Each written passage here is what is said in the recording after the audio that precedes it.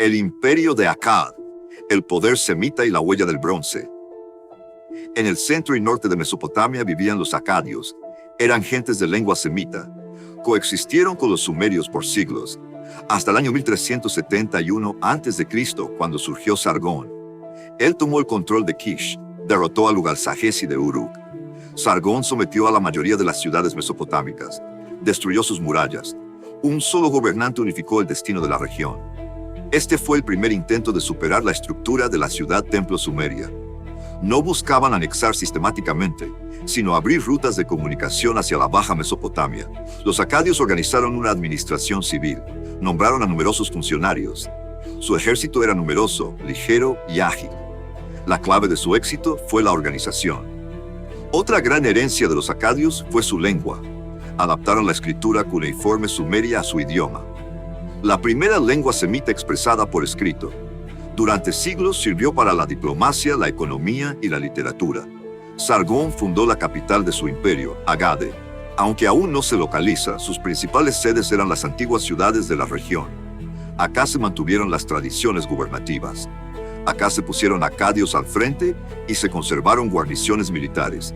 Su religión era de dioses semitas, cósmicos y luminosos, una mitología rica que se fusionó con la tradición sumeria. En las artes figurativas aportaron naturalismo y expresividad. Durante 160 años, los acadios rigieron el Próximo Oriente.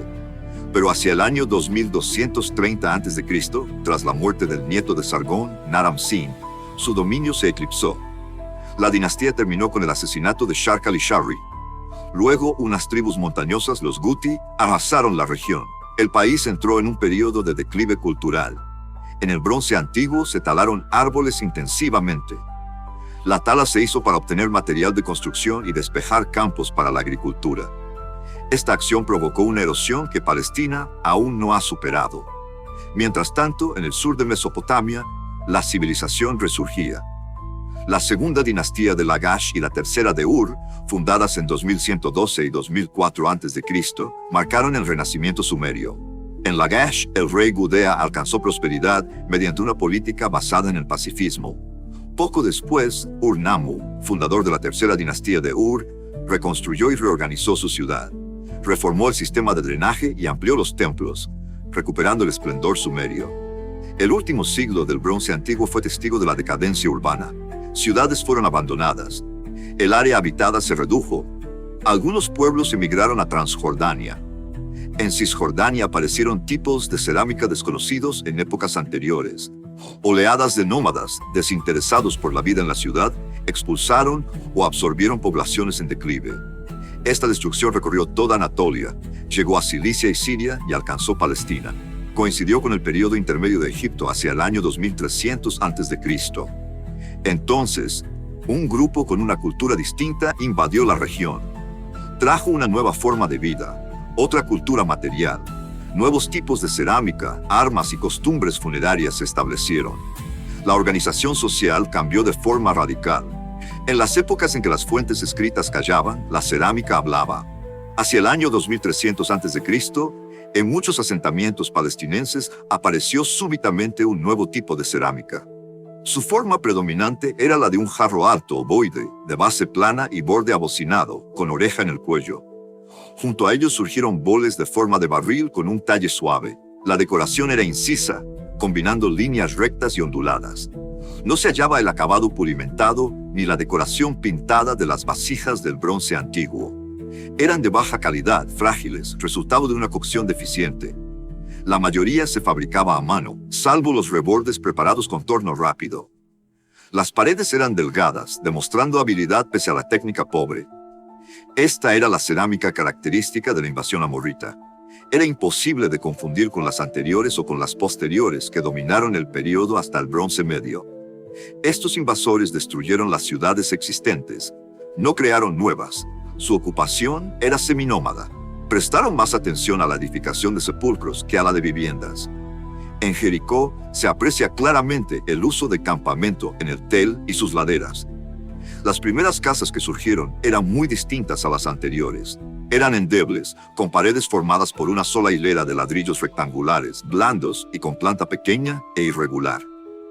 El legado de los acadios y de estos invasores marcó un antes y un después en el Próximo Oriente. La historia se forjó en la lucha por el poder, en la transformación de las ciudades y en la adaptación a nuevos modos de vida. La palabra de los antiguos se conserva en sus escritos y en los restos de cerámica, y en cada fragmento se halla la lección de un tiempo en el que el hombre se alzó y cayó, en el que la organización y la voluntad de poder dejaron su marca indeleble en la tierra. El pasado nos habla, y en ese diálogo ancestral resuena la esperanza de reconstruir y aprender. La herencia del bronce, amorritas y el renacer cananeo. Los sumerios cayeron y la tierra tembló. Del caos surgieron los amorritas, pueblo de lengua semita, tribal y seminómada. Probablemente oriundos de la península arábiga, emergieron desde la periferia semiárida del creciente fértil. Los textos egipcios ya lo señalaban. En Palestina, los israelitas hallaron a los cananeos en las costas y llanuras, mientras los amorritas se establecían en las zonas montañosas. En el Bronce Medio, alrededor del año 1900 a.C., la nueva cultura urbana cananea absorbió a estos grupos, que permanecieron dedicados al pastoreo. Pero los amorritas no se limitaron a Palestina. En una segunda oleada, desde Arabia o desde la misma tierra, los amorritas, llamados Martu en sumerio, llegaron a Mesopotamia. Causaron la caída de la tercera dinastía de Ur y dieron lugar a dinastías locales que adoptaron la cultura sumero-acadia. Hammurabi de Babilonia y los reyes de Mari fueron amorritas. Su lengua, emparentada con el cananeo, es una de las más antiguas del semítico arcaico. Entre el año 1600 y el 1100 a.C., desapareció gradualmente en Babilonia, pero en Siria y Palestina siguió siendo predominante. Luego, en el Bronce Medio, surgió una nueva era en Palestina. Los patriarcas bíblicos encontraron en su camino la misma cultura cananea que los israelitas redescubrieron al regresar de Egipto. Una cultura que perduró al menos hasta el año 1200 a.C. Esta restauración cultural trajo innovaciones. La cerámica se transformó. Ya no se usaban las antiguas jarras de fondo plano y asas horizontales, sino que se fabricaban piezas enteramente hechas con torno rápido. Nuevas formas se impusieron, marcando un avance en la técnica y en el diseño. Al principio, los pobladores aprovecharon los asentamientos antiguos. Edificaron solo algunas casas, como si su número no exigiera una ciudad completa. En Egipto, la dinastía 12 reunificó el país, culminando una labor iniciada desde Tebas por los faraones de la dinastía 11. Este periodo fue de intensa influencia sobre Palestina, con continuos intercambios culturales y comerciales. Monumentos en Siria, en la costa del norte y al este del río Orontes, en Catna, atestiguaron relaciones directas entre Egipto y las ciudades de la región, remontándose hasta el siglo XIX a.C. Durante el siglo XVIII a.C., la región vivió inestabilidad, cuando los hicsos penetraron desde Palestina en el delta del Nilo. La historia de estos pueblos es testigo de un tiempo de transformaciones. Los amorritas, con su origen humilde y su fuerza guerrera, dejaron su impronta en Mesopotamia y en la tierra de Canaán. La cultura cananea, renovada en el Bronce Medio, se convirtió en la herencia que los patriarcas y los israelitas llevarían consigo. Entre la destrucción y el renacer, la humanidad aprendió. La dispersión de lenguas y pueblos no borró el legado, sino que lo enriqueció. Hoy, en cada pieza de cerámica, en cada muro reconstruido, se escucha el latido de un pasado que, aunque fragmentado, sigue guiando el destino de los pueblos. La historia se cuenta en nombres y en obras, en imperios que se alzaron y cayeron, y en la eterna búsqueda de identidad y territorio. En ese clamor de siglos se esconde la lección.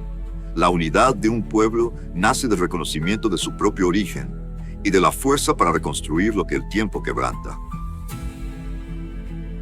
La sombra de los nombres, el ritual de proscripción. Desde Egipto llegan fragmentos de vasijas de arcilla. En ellas se enumeran príncipes enemigos, tribus, países y objetos. Estas vasijas formaban parte de un ritual. Se rompían deliberadamente para que la destrucción afectara el nombre. Lo que le ocurría al nombre, también había de ocurrirle a la persona. Entre los enemigos se menciona una tribu palestinense. Su nombre coincide con Anak. Podría estar compuesta por 3 clanes, pues se mencionan 3 jefes. No es seguro que se trate del mismo Anak de la Biblia, pero existe una relación innegable entre los primitivos habitantes de Canaán y los aborígenes Refaim o Nefilim de gran estatura. Tras la victoria, se hacían representaciones plásticas de los prisioneros. A veces, estos bustos llevaban el nombre de los príncipes y países extranjeros derrotados. Estos textos datan del Imperio Medio Egipcio entre el año 1991 y el 1778 a.C., aunque es incierto a qué reinados corresponden. Durante el Bronce Medio II, las ciudades de Palestina vivieron tiempos convulsos. Las urbes crecieron en un periodo lleno de acontecimientos. Todas sufrieron destrucciones y fueron rápidamente reconstruidas. El sistema defensivo cambió para contrarrestar un nuevo método de ataque, el ariete. Defensas como las que se hallan en Tei Beit Mirsim, en Megiddo y en Hazor emergieron sobre antiguos núcleos. Estas fortificaciones se basaban en plataformas rectangulares de tierra apisonada. Quizá este tipo de defensa fuera introducido por los Hyksos, quienes dominaban el norte de Egipto alrededor del año 1630 a.C. La autoridad de los Hyksos y sus métodos guerreros brindaron prosperidad a la población cananea, aunque nunca se tradujeron en paz. Entre los años 1800 y 1500 a.C., Megiddo sufrió al menos 5 destrucciones totales y Tei Beit Mirsim 4. Otras ciudades cananeas relevantes de este periodo fueron Afec, Siquén, Jericó, Dan y Geser. Estas ciudades contaban con sistemas de fortificación, con muros de adobe asentados sobre bases pétreas. Dentro de sus límites se edificaban templos, palacios y casas modestas, todo planificado con esmero urbano. Los cananeos vivían de la agricultura. También comerciaban con Egipto, Mesopotamia y Chipre, sirviendo de paso para el comercio de metales. La Biblia reconoce la importancia de Hazor, mencionándola como la cabeza de los reinos cananeos, según Josué. Los textos de proscripción y las defensas urbanas nos hablan de un tiempo en el que el poder se medía en nombres y en murallas. La destrucción ritual de los nombres buscaba borrar la identidad de los enemigos, mientras las ciudades se alzaban y caían, reflejando la lucha constante por el dominio y la supervivencia. El relato nos deja una lección. El poder y el orgullo de los pueblos dejan huella. En cada vasija rota y en cada muro reconstruido se conserva la memoria de un tiempo de convulsión y de renacimiento. El pasado resuena en los nombres y en las estructuras, recordándonos que la identidad se forja en la lucha y se preserva en la capacidad de reconstruir. El rugido de los Hyksos, la conquista del delta. Desde la península de Asia surgió un pueblo que se llamaría Hyksos. Las fuentes egipcias llaman a estos gobernantes reyes de tierras extranjeras. El historiador Manetón, en el año 300 a.C., los tradujo como reyes pastores. Su lengua era semita, pero probablemente compartían otros orígenes asiáticos. Estos Hyksos se establecieron en el delta del Nilo. Desde allí gobernaron el Alto Egipto, mientras en Tebas una dinastía controlaba el Bajo Egipto. En tiempos de movimiento de pueblos surrianos y Apiru, los Hyksos se unieron.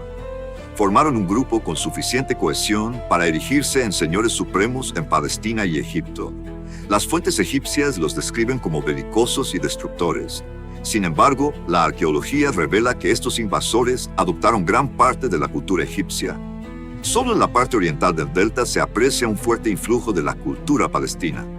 Los Hyksos introdujeron innovaciones militares. Trajeron el carro y el caballo, el arco compuesto y nuevas hachas de combate. También desarrollaron sistemas de fortificación novedosos. Su principal divinidad fue el dios de la tormenta y el desierto, Set. Ellos identificaron a Set con un dios asiático de las tormentas. El historiador Flavio Josefo en el primer siglo llegó a identificarlos con los antiguos hebreos, con la intención de demostrar la antigüedad de la nación judía. Durante su gobierno en el norte de Egipto, los Hyksos mantuvieron contactos frecuentes con poblaciones asiáticas establecidas en Palestina. El reinado de los Hyksos llegó a su fin cuando resurgió el imperio egipcio con la dinastía 18. En ese momento, se recuperó el control de Siria. Ciudades como Tei Beit Mirsim y Jericó fueron violentamente destruidas. Otras, como Megiddo, fueron también destruidas, pero se reocuparon pronto. La huella de los Hyksos queda marcada en la historia. Su llegada transformó la estructura del poder en el delta. Su legado se refleja en la introducción de nuevas armas, en la reorganización de la administración y en la adaptación de técnicas de fortificación que influirían en generaciones futuras. Hoy, cuando se examinan las ruinas y se estudian las inscripciones, la voz de los Hyksos sigue resonando.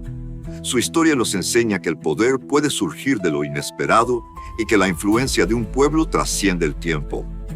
El rugido de los Hyksos se escucha en los vestigios del delta, en las murallas derrumbadas y en las rutas de las antiguas caravanas. En el final de su reinado, cuando la sombra de los Hyksos se disipó, Egipto renació y marcó un nuevo curso en la historia del Próximo Oriente. Pero la marca de su paso perdura, recordándonos la fuerza de aquellos que se alzaron para transformar el destino de una civilización. La herencia hurrita, el surgimiento de Mitanni. A principios del segundo milenio antes de Cristo, llegaron los hurritas. Se establecieron en el curso medio del río Éufrates. Eran gentes procedentes del este o del norte. Se dice que tenían un posible componente indoeuropeo, aunque no es seguro. Su entrada en la región puso en movimiento a otras poblaciones. Algunos grupos hurritas llegaron a Siria y Palestina. Las cartas de la Magna mencionan jefes palestinenses con nombres hurritas. Estos líderes, probablemente, formaron una aristocracia militar en algunas ciudades costeras. En Nusi, las tablillas halladas muestran que la cultura hurrita compartía costumbres con los amorritas. Los reinos hurritas y semitas que habitaban el Alto Éufrates se unificaron en el imperio de Mitanni. Las evidencias de onomástica y religión permiten suponer que Mitanni era dirigido por una aristocracia indoaria. Esta élite se impuso sobre la población hurrita durante el siglo XVI a.C. El faraón Tutmosis III, en el año 1473 a.C., tras la batalla de Kadesh, contuvo la expansión mitania hacia Siria. Así se restableció el equilibrio entre dos grandes potencias, Egipto y Mitanni. En Palestina, los grupos que ya se habían establecido recibieron a otros que venían de la expulsión de Egipto. Los egipcios no persiguieron a los Hyksos más allá del Sinaí. Es muy probable que se asentaran en el sur de Palestina, donde ya se habían forjado alianzas con líderes locales. Durante el siglo XVI a.C., en Palestina, la población era básicamente semita. Estos pueblos demostraron gran capacidad de supervivencia y de absorber elementos hurritas y de Apirú. Algunos llegaron directamente a Palestina, otros lo hicieron pasando por Egipto. Sin embargo, la cultura cananea se mantuvo firme a pesar de estas intrusiones y presiones. La fusión de gentes y costumbres marcó el destino de la región. Este encuentro de culturas creó un crisol que perduró en las tradiciones y en las leyes del pueblo. La historia de los hurritas y su imperio Mitanni se entrelaza con la de Egipto, Siria y Palestina. Su legado se refleja en los nombres, en las prácticas militares y en la forma en que se organizaban las sociedades. Hoy, al escuchar la voz de estas antiguas civilizaciones, recordamos la fuerza de aquellos que forjaron imperios en tiempos de constante cambio. La historia enseña que la identidad se construye con el encuentro y la fusión de culturas. En el relato de los hurritas resuena la lección de que la diversidad, aún en medio del conflicto, puede dar lugar a un nuevo orden, a una nueva esperanza. El origen de los hebreos. Del viaje de Abraham a la palabra sagrada. La Biblia dice que el grupo de Terah con Abraham y Lot procedía de Ur-Kasdim, conocido también como Ur de los Caldeos. Esta antigua ciudad, identificada con la capital sumeria, implicaba un largo viaje. Los antepasados debieron recorrer todo el curso del río Eufrates hasta llegar al tramo alto, a Harán, desde donde se pusieron en marcha hacia Palestina. En la traducción griega de la Biblia, conocida como los 70, se dice en el país en lugar de en Ur. Quizá en hebreo se leyó Eretz en lugar de lo que abre la posibilidad de ubicar el origen del grupo de hebreos en cualquier parte del curso medio del Éufrates, quizá en la zona del reino de Mari, mucho más cercana a Harán. Esta región es también mencionada en la lista de los hijos de Nahor. En el Génesis se habla de Aram Naharaim, Aram de los dos ríos, y más tarde los israelitas dirán que procedían de Padán Aram, el campo de Aram. Esta comarca se sitúa entre el curso superior del río Tigris y el Éufrates, donde desembocan los ríos Balik y Jabor. La toponimia nos induce a pensar que esa era la zona por la que solía moverse el clan de Abraham. El nombre de su padre, Terah, se conserva en documentos como Tilturaki. Su hermano se llama Nahor, el mismo nombre que la ciudad a la que se enviaron gentes en busca de Rebeca, según textos de Mari. Otro de sus parientes es Harán, variante de Harán, y su bisabuelo, Serug, da nombre a la ciudad de Sarugi, al oeste de Harán. Asimismo, otro antepasado se llama Peleg, que podemos comparar con Fáliga, junto a la desembocadura del Jabor en el Éufrates. En definitiva, estos nombres de clanes patriarcales se identifican con personajes epónimos. Dieron nombre a los lugares donde acamparon, a las aldeas y ciudades que poseyeron durante los movimientos migratorios del comienzo del segundo milenio antes de Cristo.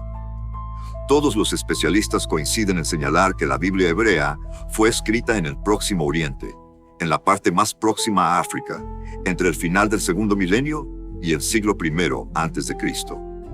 La escritura alfabética lineal surge hacia el final del Bronce Medio, a mediados del segundo milenio. Sin embargo, el antiguo pueblo de Israel tuvo que esperar hasta los reinados de David y Salomón para contar con las condiciones que permitieran el florecimiento de la escritura. En el siglo X a.C., se empezó a reunir el material oral y a fijar por escrito la Torá, compuesta por el Génesis y el Deuteronomio, junto con los relatos de los antiguos profetas, desde Josué hasta los segundos reyes. En el siglo VIII a.C. aparecen los profetas clásicos, cuyas palabras fueron preservadas por sus discípulos y transmitidas en escuelas de seguidores, lo que impulsó la actividad literaria.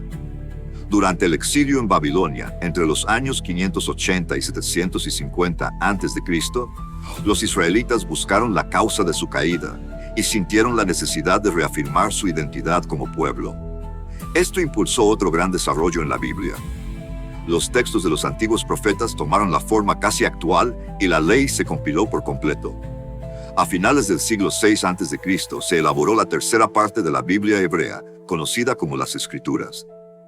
Aprovechando material muy antiguo, como algunos salmos y proverbios, se compiló la parte más reciente de la Biblia, que incluye Crónicas, Esther, Daniel, el Cantar de los Cantares, Job y Eclesiastés.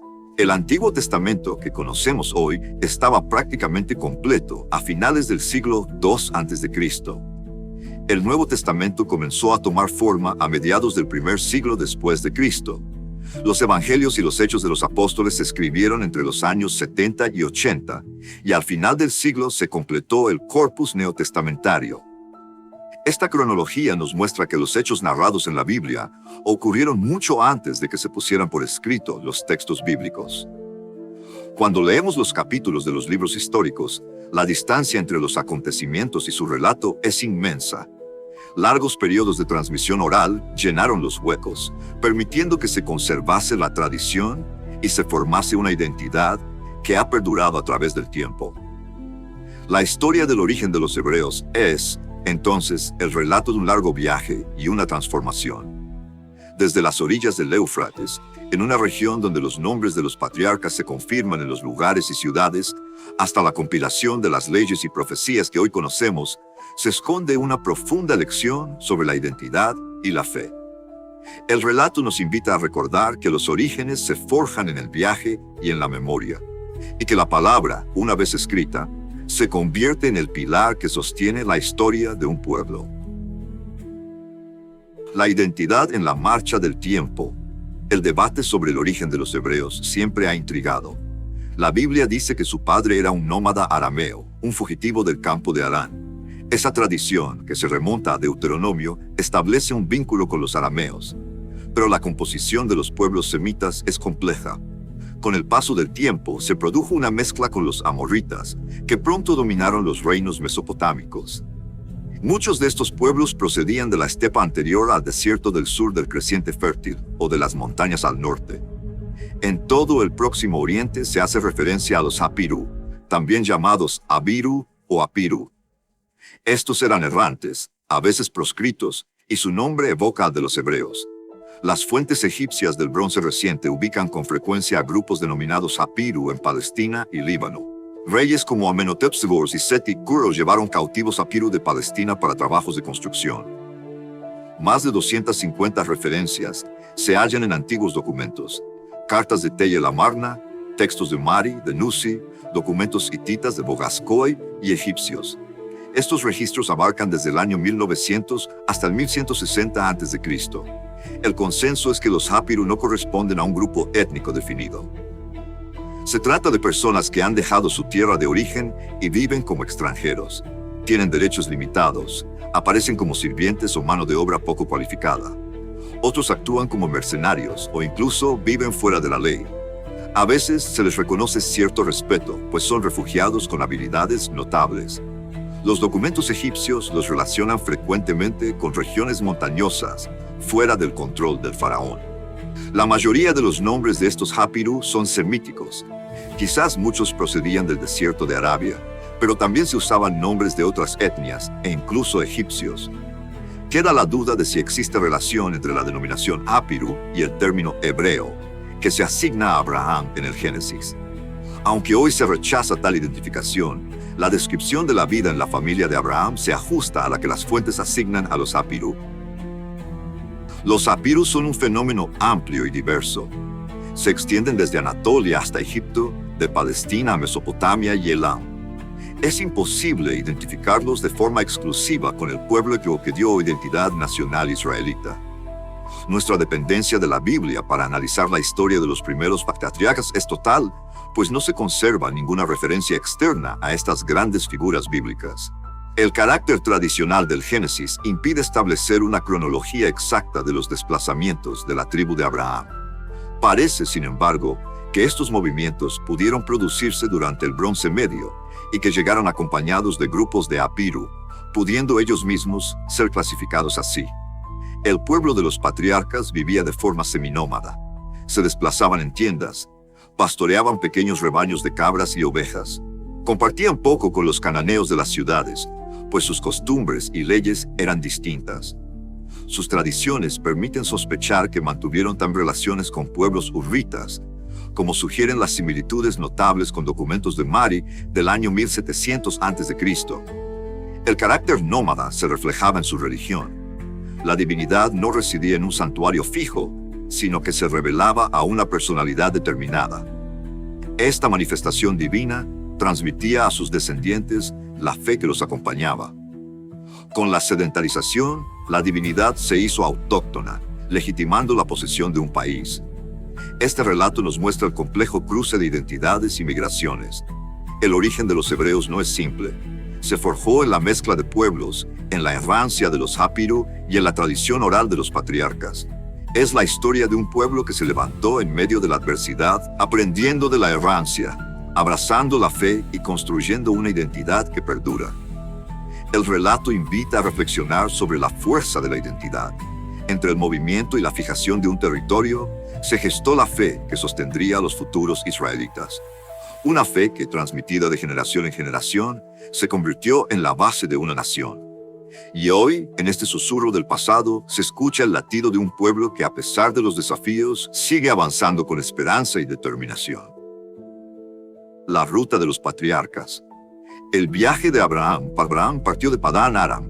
Su origen se enmarca en la tradición ancestral. El camino a Palestina ofrecía dos rutas. Una ruta era directa, atravesaban el desierto. El oasis de Tadmor les servía de refugio. Una travesía dura, marcada por la incertidumbre del terreno. La otra ruta era más larga, pero ofrecía seguridad. Llegaban a Carchemish, un antiguo centro de poder. Desde allí descendían al sur. Recorrían las ciudades que se extendían al este del río Orontes hasta alcanzar Damasco. Una vez en Palestina, los hebreos tenían opciones. Podían entrar por Hazor, en la costa, o por Transjordania.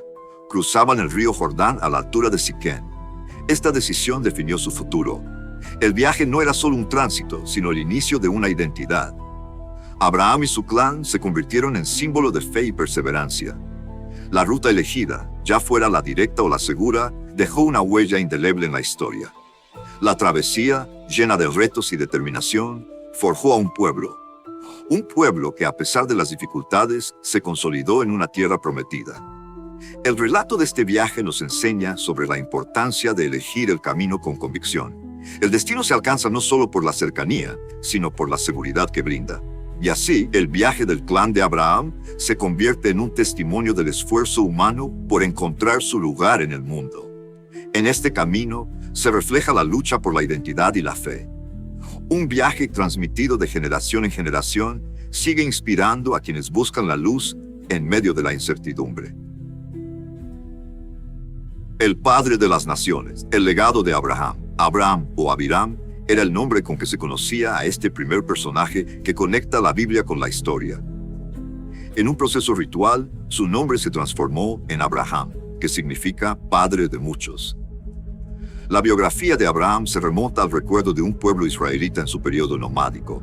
Era una unidad tribal, forjada en épocas ancestrales. La historia de Abraham en el Génesis se compone de 22 episodios.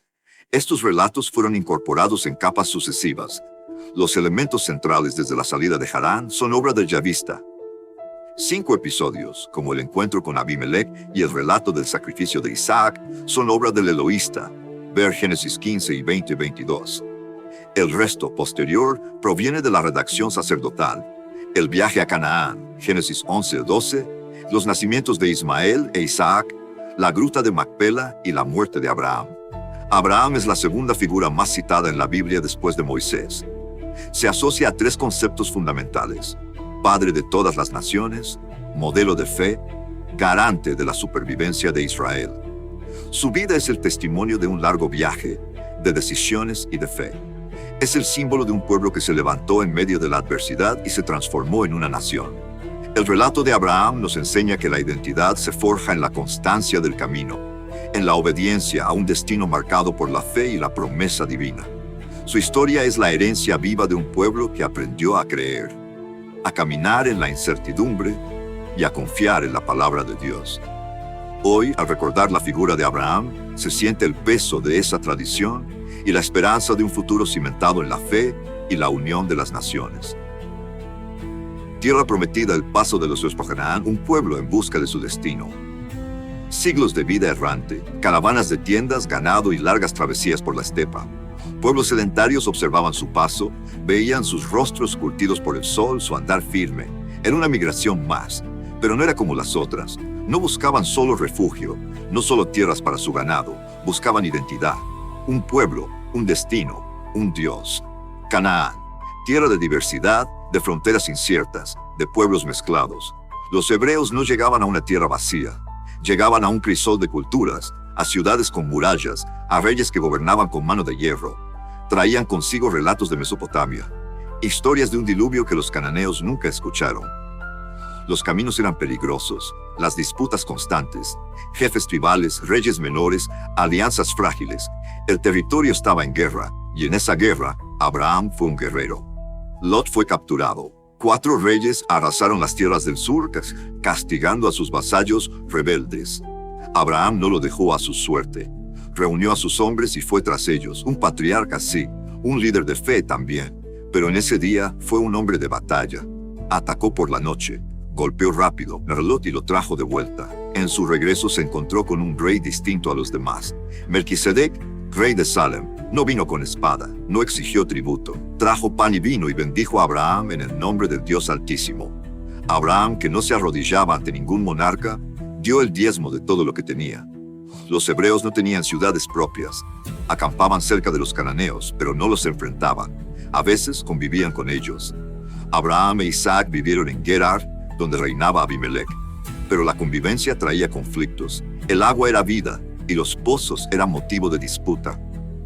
Las peleas entre pastores no eran raras. No había tregua cuando se trataba de sobrevivir. Pero había algo más profundo que el agua y las tierras. Había algo que los hebreos deseaban más que cualquier otra cosa: permanencia. Abraham compró una cueva en Mambré, en Hebrón, la cueva de Macpela. No la pidió prestada, no la tomó por la fuerza. Pagó su precio, un precio extraño, no solo por la cueva, sino por toda la propiedad. Efrón, el hitita, lo hizo deliberadamente. Las leyes de su pueblo eran claras. Quien compraba toda la propiedad quedaba obligado a servir al vendedor. Efrón no quería perder su dominio, quería a Abraham sometido. Pero Abraham aceptó el trato, porque la tierra no era solo un lugar para habitar, era el lugar donde descansarían sus huesos, donde su descendencia recordaría su nombre. Canaán aún no era suya, no en ese tiempo, pero Abraham ya había puesto su pie sobre ella. Era un comienzo, una promesa, un pacto silencioso con el futuro.